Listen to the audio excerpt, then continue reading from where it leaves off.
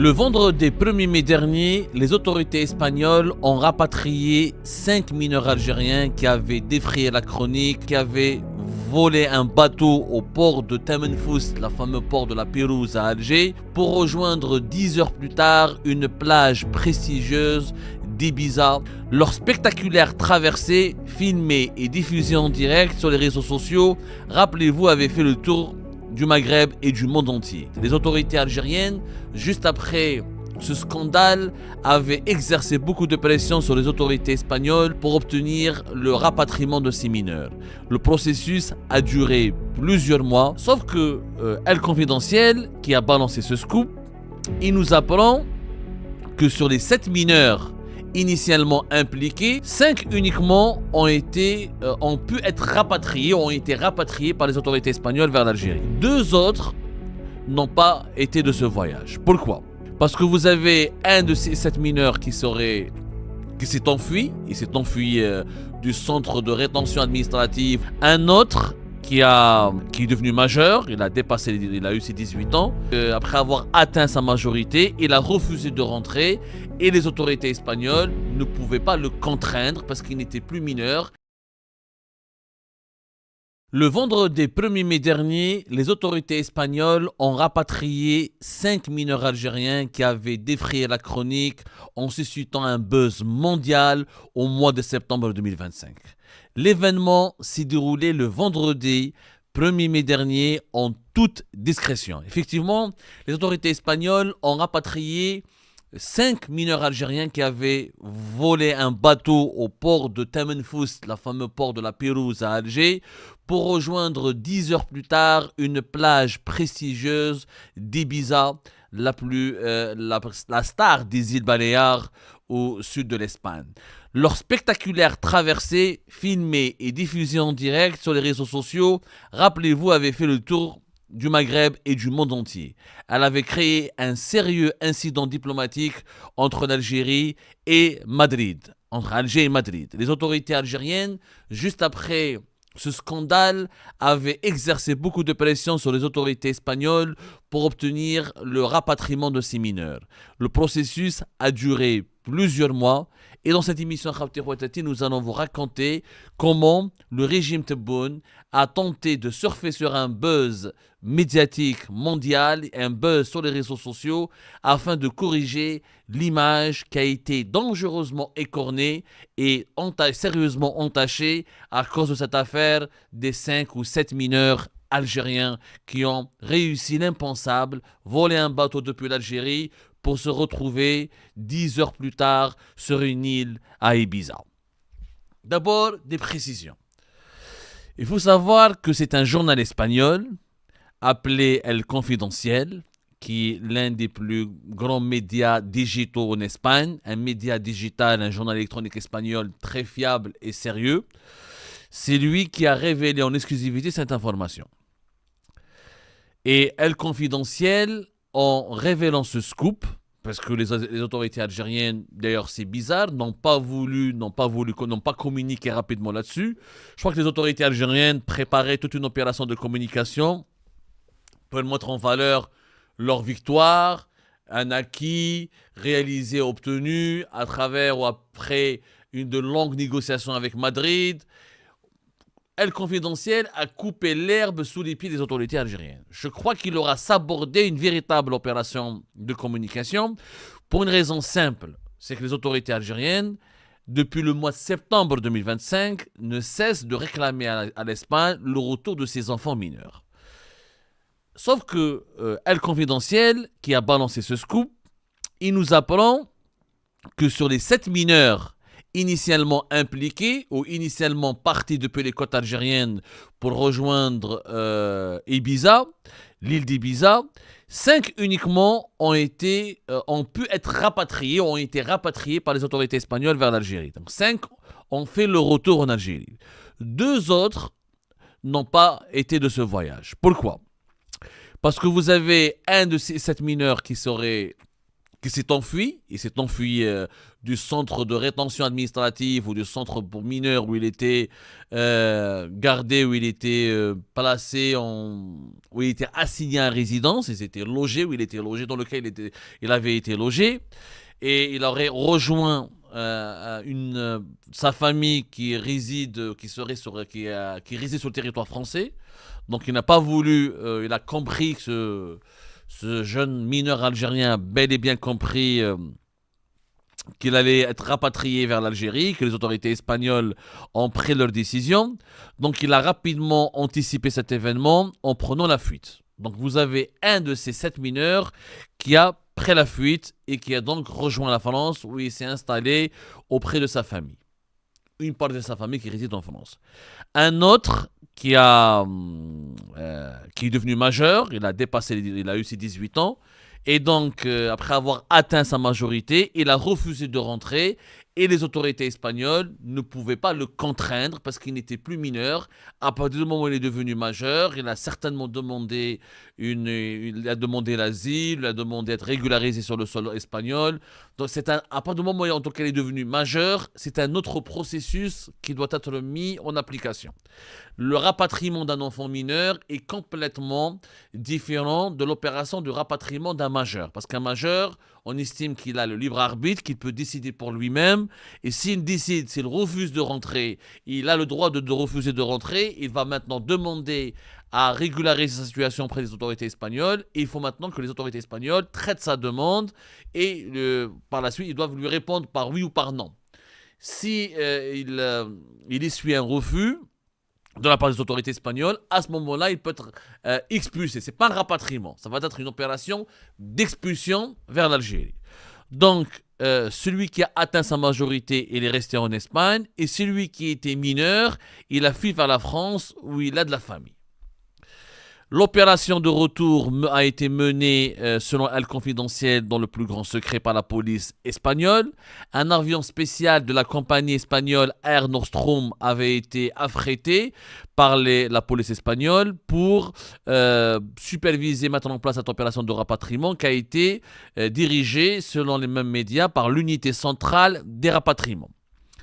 Le média espagnol souligne que ce dossier avait fortement empoisonné les relations entre l'Espagne et l'Algérie, qui réclamait avec insistance le retour de ses ressortissants.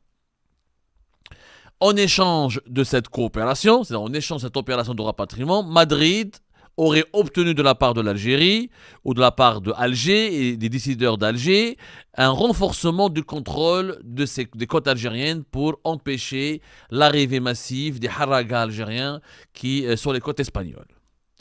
La presse algérienne a rapidement emboîté le pas, a rapidement repris l'information d'El Confidentiel. Vous allez voir, plusieurs titres de la presse algérienne ont rapporté cette information sans cacher leur enthousiasme, leur joie et une touche d'orgueil, essayant de faire croire donc à l'opinion publique algérienne qu'il s'agit d'une victoire diplomatique importante pour le régime Tebboune. Voir plusieurs titres de la presse algérienne, de la presse électronique et la presse classique.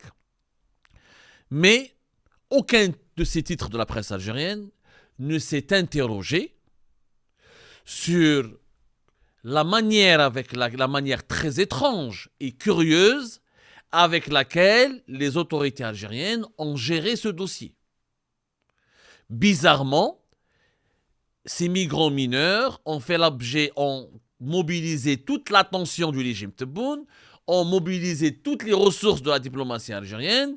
Ils ont fait l'objet non seulement d'un bras de fer, mais d'une campagne de lobbying puissamment menée par l'Algérie auprès de l'Espagne pour les récupérer. C'est la première fois que l'Algérie, et je pense que ces migrants mineurs, ont été les seuls migrants pour lesquels l'Algérie a beaucoup milité, a fourni beaucoup d'efforts et d'énergie pour les récupérer. Ce qui est quand même étrange. Pourquoi ? Parce que ce n'étaient pas les premiers mineurs. Il y a plusieurs autres mineurs algériens. On parle de plusieurs centaines au moins mineurs algériens, des migrants mineurs algériens qui sont établis en Espagne ou bloqués en Espagne ou qui sont entre les mains des autorités espagnoles. Et surtout, il y a plusieurs milliers de migrants et de haragas algériens qui ont fui l'Algérie, qui sont établis sur le territoire espagnol, et que les Espagnols voudraient bien les rapatrier vers l'Algérie, mais l'Algérie ne les a jamais demandés. Elle ne les a jamais réclamés. Alors pourquoi autant d'abnégation et de détermination de la part du régime Tebboune pour récupérer ces enfants mineurs? En réalité, c'est pour surfer sur le buzz médiatique qui a été provoqué par ces enfants mineurs. Rappelez-vous, ces 7 mineurs n'ont pas fait une traversée discrète, ils ont filmé et diffusé en direct leur voyage sur TikTok, dansant sur un bateau avec de la musique, en criant « Je ne reviendrai pas ». Puis ils ont posé fièrement sur une plage à Ibiza en faisant le V de la victoire. Leur arrivée sur l'une des plages les plus touristiques de Ibiza, la plage d'Ambossa, est devenue une sorte de buzz mondial et une information virale qui avait choqué, indigné, révolté, mais surtout intéressé et des millions d'internautes, non seulement en Algérie, mais aussi dans le monde entier. Il y avait cet événement, il n'a pas uniquement déclenché une vague d'indignation, mais il avait aussi provoqué une véritable vague d'admiration chez les jeunes Algériens qui voyaient dans cette traversée extraordinaire de ces enfants mineurs un exploit cool, un exploit héroïque. D'ailleurs, rappelez-vous, juste après cette affaire, de nombreuses critiques contre le régime algérien ont fusé partout. Le régime algérien, le régime Tebboune, il a été accusé de pousser la jeunesse au désespoir. Il a été accusé d'être irresponsable et incapable de protéger le pays. Et surtout, il avait été accusé de ne pas être à la hauteur, parce qu'ils ont quitté, de ne pas être à la hauteur des enjeux migratoires et de ne pas être capable de protéger la sécurité nationale. Parce que ces enfants, ils ont réussi à voler un bateau à Temenfoust, à La Pérouse, là où il y a les forces les plus importantes de la marine algérienne et des gardes-côtes. Là où il y a une école de formation pour les forces navales de la marine algérienne et des unités importantes des forces de la marine algérienne, des forces navales, la marine militaire. Donc ça a été un double, pour ne pas dire un triple scandale. On va vous montrer là, rappelez-vous que même la presse internationale en a parlé, le quotidien Le Monde. Il est revenu sur le quotidien Le Monde, hein, c'est lui qui est revenu sur cette affaire en publiant une longue enquête. La presse espagnole, elle s'est déchaînée. L'Espagne a été sous le choc. Des enfants, ils étaient tous âgés au moment des faits, en septembre 2025. Le plus âgé d'entre eux, il avait 17 ans. C'est celui qui est devenu majeur aujourd'hui. Et tous les autres, étaient âgés entre 14 et 15 ans. Donc des gamins qui ont trompé la vigilance des gardes-côtes algériens, qui sont parmi les plus... En prenant la fuite, en volant un bateau et en prenant la mer depuis l'un des ports de plaisance et l'un des ports les plus stratégiques du pays, la Pérouse, Temenfoust, qui abrite des centres logistiques et des centres de sécurité et des bases logistiques et un déploiement important des forces navales algériennes, en tout cas des gardes-côtes. Donc des gamins qui ont manipulé leurs parents, leurs voisins, le propriétaire du bateau, qui ont déjoué la vigilance des gardes-côtes et qui ont réussi à diriger un bateau avec beaucoup de sérénité pour débarquer sur l'une des plages les plus touristiques de l'Espagne et de la Méditerranée. Les autres haragas algériens, ils n'ont pas suscité autant de buzz. Il n'y a pas eu autant de pression internationale. Il n'y a pas eu autant d'images qui ont tourné en boucle. Il n'y a pas eu donc autant d'intérêt et autant de ferveur et d'ardeur autour de leur sort. Du coup, l'Algérie n'a pas du tout fait le même effort pour récupérer les autres haragas algériens. C'est finalement une question d'image et de symbole et pas de principe. Donc le régime Tebboune n'a pas de principe. Il se soucie uniquement de son image, il cherche uniquement à utiliser la symbolique du retour de ses enfants pour soigner une blessure, parce qu'il a été vraiment blessé. La preuve, on va vous montrer un article qui parle de la revue El Djish. En septembre 2025, la revue El Djish elle-même, elle avait réagi pour dénoncer tous les médias et toutes les voix médiatiques qui se sont exprimées à l'époque au sujet de l'évasion spectaculaire et de la traversée extraordinaire de ces enfants mineurs et qui ont analysé, qui ont commenté le désespoir de la jeunesse algérienne, qui ont accusé le régime Tebboune d'être un régime qui sème le désespoir, qui cultive le malheur, qui ont des voix médiatiques comme nous.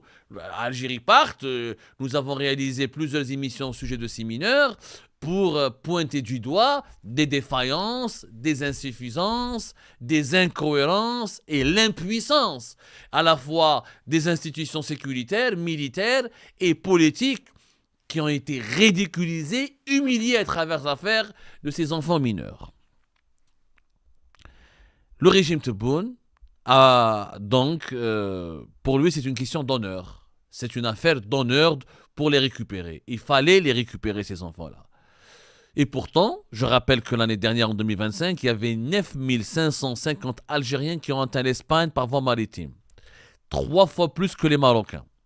Auquel il faut ajouter 4 000 migrants subsahariens qui sont partis des côtes algériennes aussi pour rejoindre l'Espagne, et principalement les Baléares. C'est-à-dire, entre 4 000, ça fait presque 15 000 personnes ont pu fuir l'Algérie l'année dernière, et en prenant des embarcations de fortune depuis les côtes algériennes pour rejoindre l'Espagne.